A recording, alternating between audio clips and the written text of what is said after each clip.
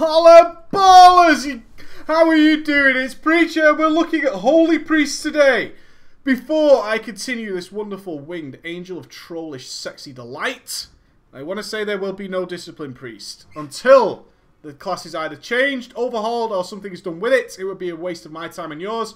Unfortunately, if you're waiting and you are a loving, caring member of the discipline priest family, unfortunately, it's just generally not worth playing right now. It really is not. If you are a healing priest, holy is the way to go. And you're probably going to struggle to find your raid spot, unfortunately. That is right now when this video is posted. That is the situation. I'm not going to do a disc priest video. I've tried.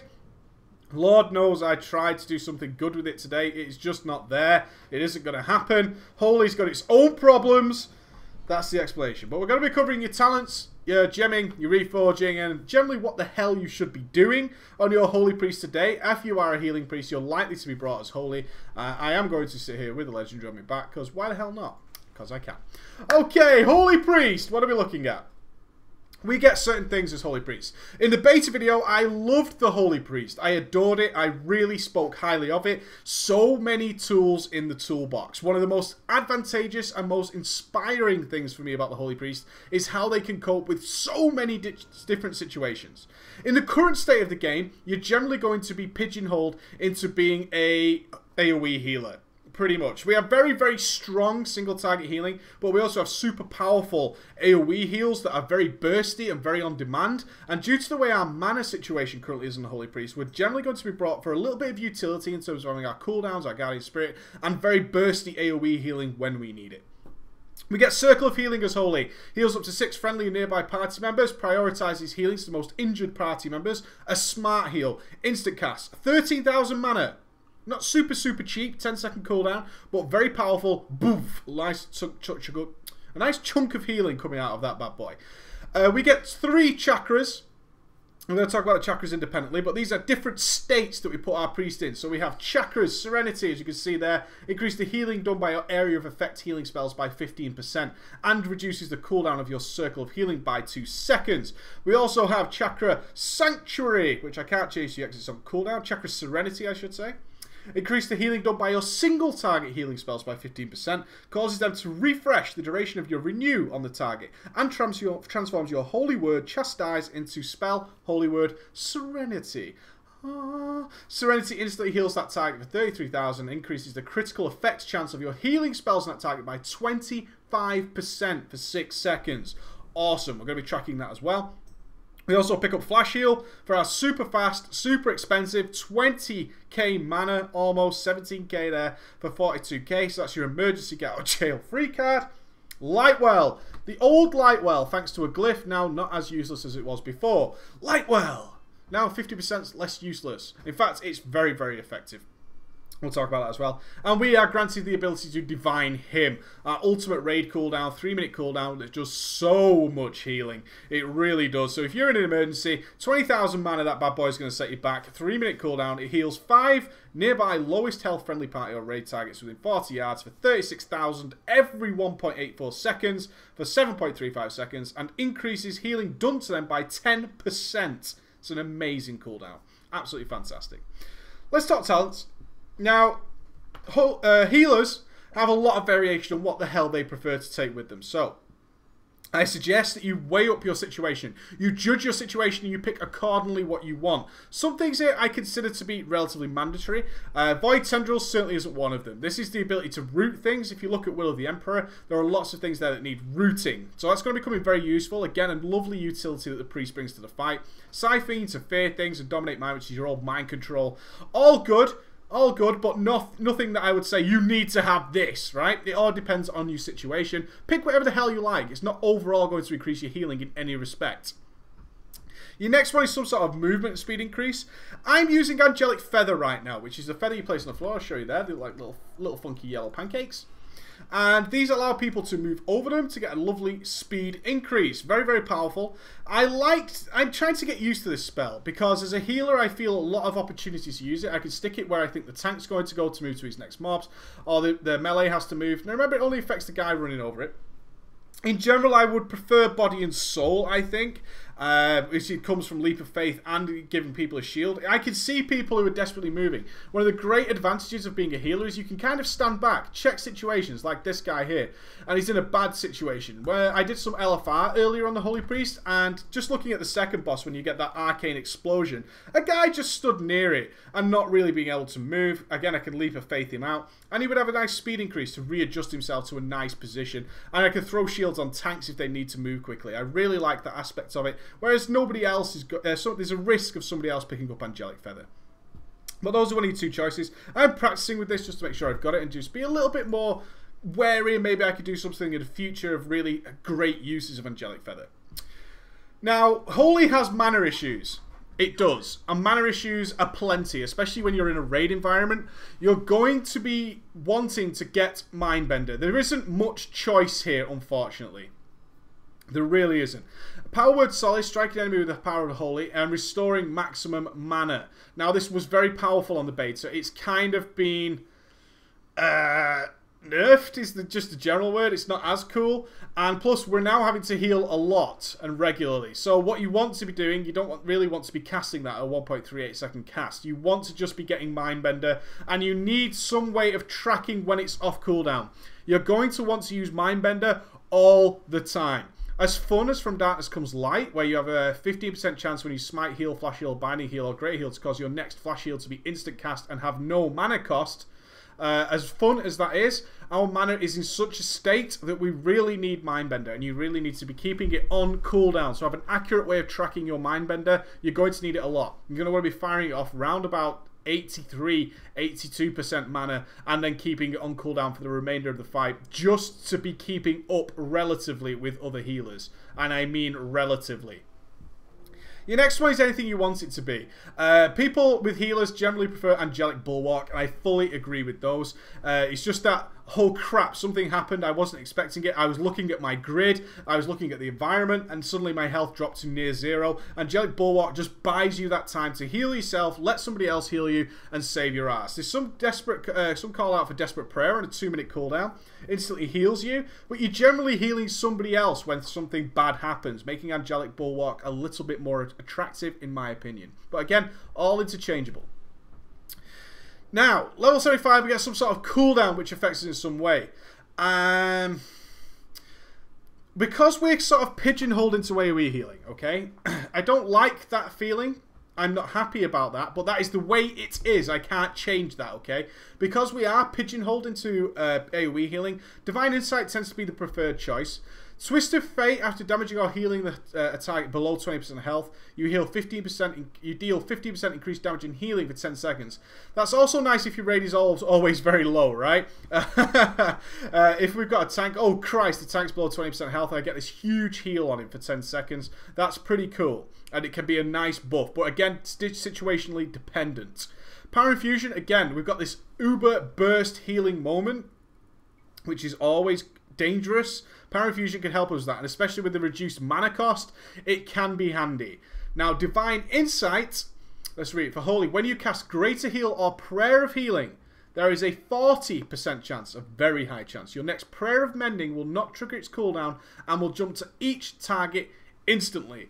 It's a super powerful AoE heal. And let's face facts, if we're AoE healing, we're probably using some Prayer of Healing in there as well. And good players will be timing a Prayer of Healing and then using an instant cast Prayer of Mending to do massive amounts of burst healing. Again, this pigeonhole we fall into a very powerful on-demand burst AoE healing, okay? Very important you track that. At level 90, there's always debate, and it's generally between Halo and Cascade. I will say for what I'm doing with LFR and stuff on this character, and with people who tend not to group in a nice fashion, Cascade is the outright winner. In any fight, even if your raid is a proper raid, and doing normals and heroics and so on, if your guys are doing a fight where people are spread out and not gathered in a nice, safe, normal place, Cascade is going to win. And it looks awesome. I can't really do it justice in here, unfortunately, but you can see it flies off. Look at this. It's so beautiful. It's an absolutely wonderful animation. You can see the kind of healing you get out of that. Do note, it's extremely expensive. 27,000 mana. However, it does an amazing amount of, guess what? Burst AoE healing, correct? You guys are on the case today. It launches a holy bolt, travels and grows in power as it travels, which causes to do a lot of healing. A lot of healing. This effect can bounce from allies to other allies, from enemies to other enemies. Each time it bounces, it will split into 2 bolts, preferring further away targets and never hitting the same target twice. Cascade can bounce up to 3 times. So it happens very quickly. It's very powerful. You boom, off it goes, and then suddenly your screen fills with this wondrous effect. And look at the healing that flies out from it. It's so good, guys. It really is. And it looks amazing. Halo also looks amazing. However, Halo does require that you guys are relatively close and gathered to get the best out of it. And it's 40,000 mana. 40,000 mana. In a world where we're having mana trouble, 40,000 mana is ouch time. It really is. It really is. You've got to be so careful. You really do on your Holy Priest have to be so careful. Hell, macro that in with fucking Mindbender. Otherwise you're going to be in serious trouble. It creates the... I'm sure you've all seen Halo. I'm sure most people are rolling with Halo because it looks fantastic again. And it does do what it says on the tin. In your 5-mans, you're going to have a great time with Halo. And even in the raids, when people are all nice and gathered, you're going to get greatest effect. Greatest effect is at 25 yards. So you can position yourself in such a way that you can get Halo to just do tremendous amounts of healing with the minuscule, the tiniest amount of thought whatsoever. It really is good. Cascade, if your raid is all over the place, is going to win. Very cool spell. Divine Star is so useless in a way because it requires everybody to be in a line like Indiana Jones style. It's not really it needs a little bit more planning than we can afford generally while we're doing healing, especially on progression. We want something like Cascade where it's like, oh my god, AoE healing, I just fire off Cascade and low, it just does all its stuff. It's just a way, it's doing its thing, it's healing for tremendous amounts. Halo again, oh, I'm pretty 25 yards away from people, bump, Halo, huge amounts of healing to everybody, so much better. Divine Star just lacking its little bit of purpose there, a little bit of purpose. Glyphs, you're going to be more than happy. Glyphs are awesome for the Holy Priest. The design of the class is so good. It just needs that little bit of tenderest care. It really does need that little tweak to push it into the awesome, the annals of history as being one of the most legendary specs they ever designed. Glyph of Lightspring. This is everything, and it is more than you could ever wish for as a Holy Priest. It creates a Holy Light Spring instead of a Light Well. Every 1 second, the Light Spring will attempt to heal people and raid members lower than 50% health for 43,000 over 5 seconds. Attacks done to the target equal to 30% of your total health will cancel this effect. Light Spring lasts 3 minutes or until 15 heals are expended. You plop it down. It costs fuck all. You can put it down before the fight, and it just will heal people who need it. Instead of trying to get people to click your light well, it will just do it for them. Oh, thank you, Blizzard. We love you so much. Thank you. Prayer of Mending. The first charge of your Prayer of Mending heals for an additional 60%, but your Prayer of Mending has 1 fewer charges. We're always casting Prayer of Mending essentially at the tank. He's going to get hit very shortly. He's going to get the full benefit of that Prayer of Mending. It then goes off and bounces. It may or may not get used. It doesn't matter. Prayer of Mending is an awesome spell. It's incredibly cheap. Stupidly cheap. 5 charges. And it's going to affect our tank more so than anybody else. A brilliant, brilliant glyph. And big shout out to Glyph of Circle of Healing. Your Circle of Healing spell heals 1 additional target, but its mana cost is increased by 35%. Seems counterintuitive to what we were talking about earlier with the mana issue. However, Circle of Healing is relatively cheap. It's relatively cheap, so that 35% is not overwhelming, and it just does a ton of healing. It really does, and you're going to keep it on cooldown. Even with that 35% mana cost, you can see it's barely anything. It really is barely anything. It's nothing. Both those heals 94% and regenning nicely. So those are the glyphs I really recommend for you guys. I really do recommend. If you really want to do some sort of DPS for whatever reason, maybe you've got a burst phase, your Holy Fire spell is now instant cast. It's always a shout out. And especially, I always want to bring this up. It's Fade. If you Fade, this works for Holy. Fade is not a shadow only spell. 10% less damage. That's physical and magical, which is awesome. Let's talk about our stats. Very easy for the Holy Priest. Simple. Intellect. Spirit. Get as much spirit as you need. At the moment, that means every single drop of spirit you can get. Get as much spirit as you can. Do not be reforging away your spirit just yet. You cannot afford to do it. You need spirit. After that, get your haste up. As much haste as possible. There's no caps to be worried about with the Holy Priest. It just generally makes you happier.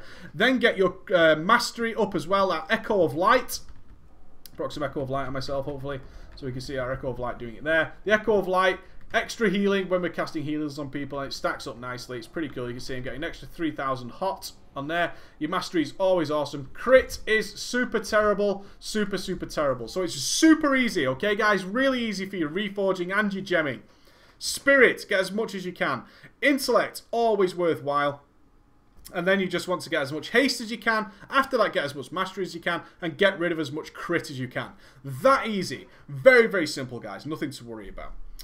All I want to say on rotation, it's very difficult for me to do a rotation for the healers, which is why I'm going to do a run for you guys. I'm going to show you a little looking for raid and a little bit of a heroic. Is you generally want to just be mostly aware of what the hell your sanctuaries are. Am I single target? Boom! Switch out. Get into Serenity. This is what you really need to track. Get them nice and keybound. I have them mouse wheel up and mouse wheel down. Makes it so easy for me to switch them automatically. You will be switching in combat. You will be swapping all the time in good situations. And track your Mindbender. Especially now, when this video is made, track your Mindbender. Use it all the damn time. And especially your Hymn of Hope. Alright, guys? So I'm going to jump into Heroic now. So if you're looking for any specific examples of healing, go and watch that. I'll talk you through it. It will be awesome. Alright, ballers. You take it easy and have a great day.